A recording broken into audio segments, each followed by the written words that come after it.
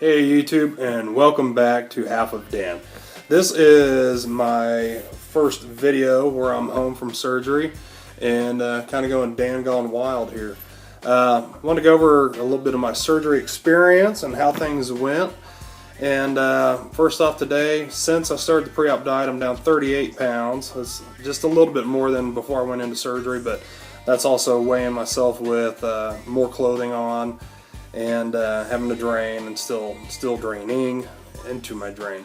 So first of all, the morning of, took a shower with the Hibiclens after I took a full shower and got dressed and headed up to the facility and did my check-in, finalized insurance stuff, and got the wristband and all that, and waited just a couple minutes, and then they took me immediately back to the pre-op room, where basically they double-checked what surgery it was that I was wanting and confirmed everything. I met with the anesthesiologist, and they explained their thing and asked if I had any questions, and they basically asked me the same set of questions about 10,000 times just to make sure, I guess. So it was at that time they started IVs, and they started 2 IVs. One of the IVs is for pain meds, the other one is for intravenous fluids, and they can't share a common IV site, so that's why they have to do 2 IVs. I imagine everybody's going to be a little different, but the day of your surgery you can't have any liquids since midnight, so you're starting to get a little more dehydrated, and anybody that's had IVs or is given IVs knows that as people become more dehydrated, it gets harder and harder to start said IV. So they wound up starting one in my wrist over here, and then the other one they started in the back of my hand. That was my 2 IV sites that I had. Your experiences may vary. After that, I pretty much just sat in the room, got rid of my street clothes, put on my gown, and I was back in pre-op for maybe an hour, and then once everything was ready and the surgeon was notified I was good to go and everybody was good to go, then they wheeled me back into the operating room and strapped my arms down and started giving me some gas, and that's pretty much the last thing I remember, was staring at the ceiling at one of those big operating room lights. So that's really how the surgery went for me. Now once I came out of the operating room and went into recovery, I honestly don't remember any of the recovery room. Next thing I remember, I'm in my room surrounded by some friends and family, and I'm kind of waking up, and I was very tired, and some people were asking me how I was feeling, how was my pain and all that stuff, and honestly the pain really wasn't too bad at first. Well, I'll take it back. At first I was in some pain. It wasn't unbearable by any means, and then shortly thereafter people would ask how my pain was, and it honestly wasn't so much for me that it was painful as much as it was more uncomfortable. Let me back up a little bit. When I was in the pre-op, they had to shave me here so they could put the little EKG strips on. They shaved me here, and they had to shave my belly where they're going to cut me open. And that also brings up another point. In the pre-op stuff you have to do at home, do not do them a favor and shave yourself. If you shave yourself, they can actually postpone your surgery, because if you shave yourself, you can introduce bacteria and stuff that can cause you to have issues. So do not shave yourself for them to try to save them anything. Let them do it. And then also, as part of pre-op, I forgot to mention in my other videos, you're not supposed to have anything red on the day you go to clear liquids. My understanding with the whole reds thing is when they go to cut you open, they want to know for sure if the red that they're seeing is blood or not. So if you're consuming things that are red and they see red on the operating table, it's hard for them to discern from a red Powerade or a red popsicle versus your blood. So the day before surgery, stay away from those reds as well. So I digress. So I come out of the operating room, I'm hurting a bit. Like I said, it wasn't anything too unbearable. And then as the day progressed on, I was still coming down on anesthesia, and mostly I was just really tired.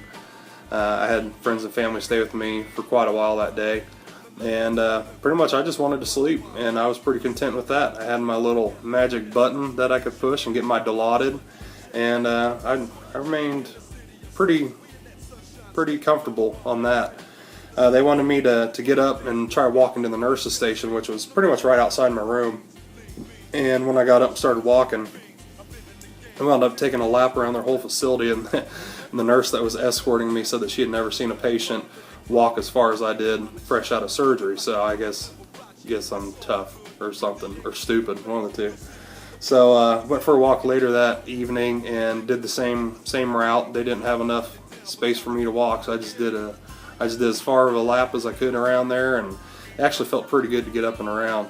So that was the day of the surgery, and honestly everything went pretty good. Still, you're NPO, you can't have anything by mouth.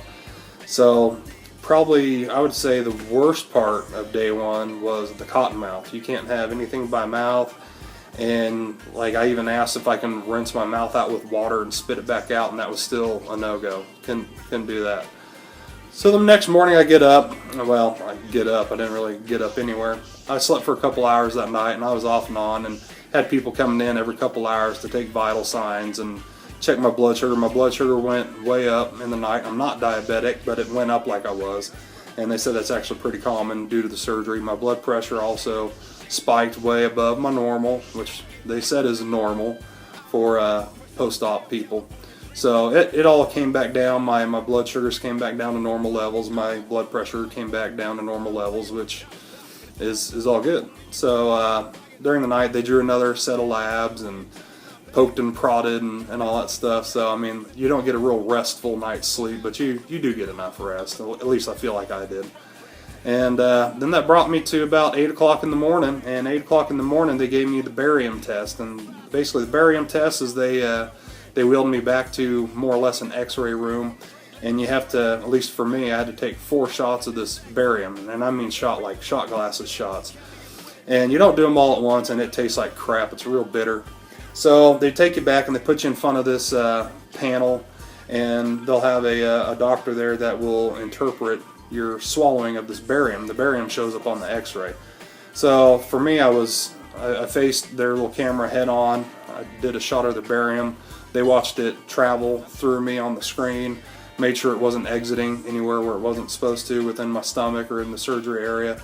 Then I turned about 45 degrees to my left, did the same thing, swallowed the barium, 1 shot of it, and they watch it go through. Turn to my right, do the same thing, and then I did one more head on.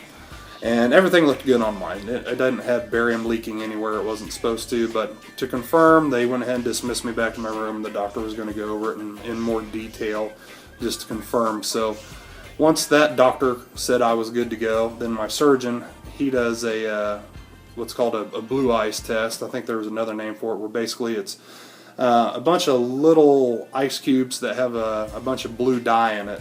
So I had to have at least 10 of these little ice cubes, which really, once they cleared me for swallowing, the ice was really good because I was really parched at the time. And I did those little ice cubes, and they checked my drain about an hour later, and there's nothing blue in there. So at that point, they let me order some food. So I got a popsicle and jello and chicken broth, and it took me about an hour, maybe a little longer, to get through 1 popsicle, 1 little bit of jello, and probably 6 ounces or so of chicken broth. But it was really good, especially at the time. Well, the jello kind of sucked, but that was just the jello itself. But the broth and the popsicle were spot on. So yeah, after I did the blue ice test, the rest was pretty much just waiting on them to get paperwork done and then waiting to get discharged. One thing that seemed to really help me was there was a compressive dressing. I haven't put it back on yet, I just got out of the shower, but it's this guy, and it goes around you and it velcros, and it just kind of squeezes you tight, and that has really been a lifesaver. I don't know if that's a standard issue from all the different medical facilities that do this, but if your medical facility does not give you one of those compressive dressings, I would definitely get one. Like I just got out of the shower and I haven't put it back on yet, and I kind of want to put it back on. It kind of keeps everything still. I should also reiterate that today is Friday, and I had my surgery on Tuesday, and I came home on Wednesday, just to get a timeline if I didn't already specify. So I had the compressive dressing on, and I'd seen in other YouTube videos to bring a pillow and hold that pillow on your stomach on the way home. And my family drives Jeeps, so I was a little curious about the bumps on the way home. But honestly, there were some times where I was coming up to some known bumps in the road, and I'd squeeze that pillow down tight, and they really didn't hurt. So I was loosening up, and like the drive home really wasn't bad as far as pulling or anything. However, by the time I got home, my stomach felt like it was a ball of pop that had been shaken up for about the last 30 minutes. I felt like there's a lot of gas pressure within inside of me. Yeah, so basically I got home and kind of relaxed a little bit. The oral painkillers kind of reminds me of Jaeger, and it tastes like crap. It's honestly really disgusting. So I imagine if the pharmaceutical companies made narcotic painkillers that tasted like candy, they would probably have an issue if anybody got a hold of a bottle, like a child or something. So I suppose there is a reason to have a narcotic painkiller taste like crap, but it does. And yeah, so pretty much just stayed on the narcotic painkiller for the whole first day home, and yesterday, which would have been my second day home, I stayed on it. And by the time I went to bed yesterday, I took one more round of it, and today I haven't had any of the narcotic painkiller. I've just been going natural and started into some Tylenol today. So pain hasn't really been an issue today. It's back to the more uncomfortable than anything. Last night brought on being able to sleep on my right side, and I specify right side because my left side has a drain coming out of it. So yeah, life's good. Might be a little bit of TMI, but it was kind of nice. Got up today and actually got to sit on the pot and got something to happen. So I felt like I needed to go to the bathroom for a couple days, and I would try and nothing would happen. So it was kind of, I mean, more or less I just sat down, had a couple of nice farts and, you know, a little bit of stool, but it definitely relieved pressure in my lower abdomen that had been hurting me for a couple days. Once again, nothing excruciating, but it was nice to get it out. So yeah, I wanted to show everybody my wound sites real quick. I don't have my drain covered up. Like I said, I just got out of the shower, so I wanted to get this video done so I could show everybody. So if you're offended by a shirtless fat guy, go ahead and skip to the next video. And if you're not, and you're a big kid, then I'll show you what I got. So basically, I have these 3 incisions here with a little bit of bruising.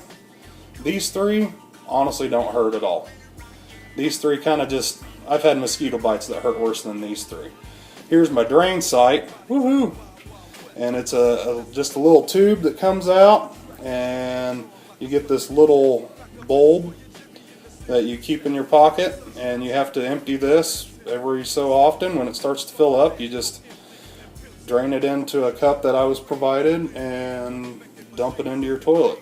So for me, I get to keep this lovely drain for a week, so I'll get it out this upcoming Tuesday. But yeah, that's the extent of my wounds from it. Like I said, these 3 don't hurt. This one, there's just a little bit of pulling. Nothing too major. But yeah, that's my surgery site. Yeah, so back out of surgery, and I'm at home, still on the clear liquids. Doing pretty good to hit, well, yesterday I hit about 100 calories, and still on the popsicle, no calorie Powerades, and I haven't had any broth yet, haven't really had the desire for sweet stuff. I'm going to try that today.